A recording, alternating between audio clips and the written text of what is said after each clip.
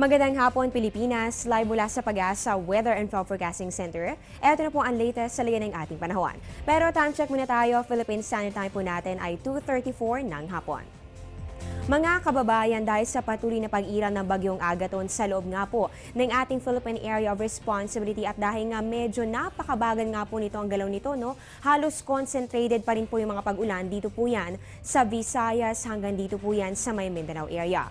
Kaugnay po nito, as of 1 p.m. kanina naglabas po ng rainfall advisory ang Pag-asa. Ayon dito, nakakaranas ng light to moderate with occasional heavy rains ang ilang bahagi ng Dinagat Island, Siargao Island, Surigao del Sur, Surigao del Norte, Agusan del Norte, Agusan del Sur, Bukidnon at ganoon din po sa may Camiguin at maaari po ito magpatuloy hanggang sa susunod na 2 o 3 oras. Samantala, hindi na po yan nararanasan rin po ang mahihina hanggang sa katamtamang pag-ulan sa ilang bahagi naman ng Misamis Oriental, Lanao del Sur, Lanao del Norte, North Cotabato, Misamis Occidental, Zamboanga Peninsula, Davao Oriental, pati na rin po dyan sa may Compostela Valley. At ito rin po inaasahang magpapatuloy sa loob rin po yan ng 2 o kaya naman po ay sa 3 oras. So pinag-iingat po ang lahat ng mga residente na nakatira po sa mga nabanggit na lugar na mag-ingat at maging alerto sa mga posibilidad ng mga pagbaha sa mababang lugar at paghuhunawan ng lupa sa mga mountainous areas.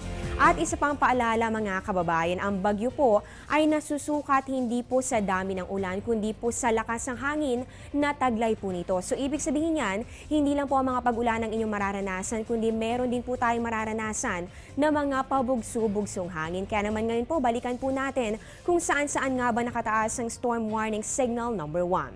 Nakataas nga po ang signal number 1 dyan po yan sa ilang bahagi ng Visayas at kabilang po dito ang Southern Leyte. Samantala sa Mindanao naman, kabilang po dito ang Surigao del Norte, Siargao Island, Dinagat Province, Agusan del Norte, Agusan del Sur, Davao Oriental at maging sa Compostela Valley. So mapapansin po natin, eto rin po yung mga lugar na kasalukuyan po nakakaranas ng maulang panahon. Maaring maramdaman rin po ang lakas ng hangin nga abot ng 30 to 60 kilometers per hour sa loob po yan nang hindi bababa sa 36 hours. Maaaring sa ngayon po ay hindi paramdaman lakas ng hangin pero gawin po nating gabay ang storm warning signal na ito para po makapaghanda kayo sa mga susunod na mga oras. Samantala, ano nga ba ang pagkakaiba ng mga storm warning signal number 1 sa signal number 2, signal number 3 at signal number 4? Alamin po natin yan mamaya, magbabalik po kami matapos ang isang paalala. Teng, ang package. Ma'am, sabi ng Air 21 on the road na. Ano, Teng? Ang package. Ma'am, sabi ng Air 21 na receive na. Okay, very good. Basta padala, sagot ka ng Air 21. May real-time delivery updates via text para worry-free ka. Teng, ang package, napadala mo na? Yes, ma'am, sa Air 21. Sa Air 21, sagot ko, padala mo. Tuwing may bagyo o tropical cyclone sa loob ng Philippine Area of Responsibility, madalas po nating marinig ang tungkol sa public storm warning signals ng Pag-asa. Ano nga ba ang pagkakaiba ng mga ito at ano nga ba ang dapat paghandaan kung kabilang ang area nito dito po yan sa mga signal number 1, signal number 2 at signal number 3 and 4. Alamin po natin yan dito sa Napapanahong Kaalaman.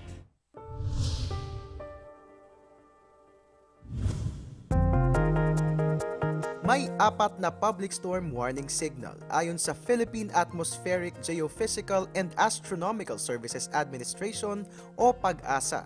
Ang signal number 1 ay may hanging 30 to 60 kilometers per hour.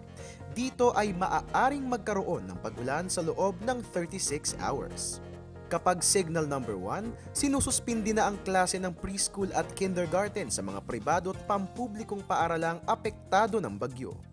Ang signal number 2 naman ay may hanging 60 to 100 kilometers per hour.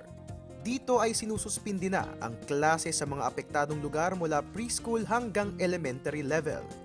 Ang signal number 3 naman ay nagtataglay ng hanging may lakas na 100 to 185 kilometers per hour. Kapag ganito kalakas ang bagyo, wala ng klase sa mga apektadong lugar mula preschool hanggang college. At ang pinakamatindi, ang signal number 4 na may hanging 185 kilometers per hour at pataas. Dito ay wala ng klase sa lahat ng antas at kadalasang hindi na rin pinapapasok ang mga empleyado ng mga kumpanya. Tandaan na ang public storm warning signal ay base sa lakas ng hangin at hindi sa lakas ng ulan. Maaaring walang ulan kahit may bagyo, ngunit pakatandaan na ang malakas na hangin ay mapaminsala din sa ating kaligtasan.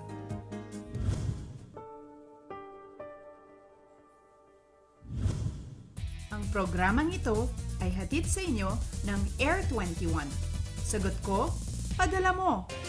At yan po muna ang latest mula dito sa Pag-asa, manatiling nakatutok sa Panahon TV Express kung saan walang pinipiling panahon ang pagbibigay impormasyon. Abangan niyo po ang susunod naming update mamayang alas 4 ng hapon, dito pa rin po yan sa Telebisyon ng Bayan. Ako po ang inyong weather lover, Amor La Rosa. Magandang hapon.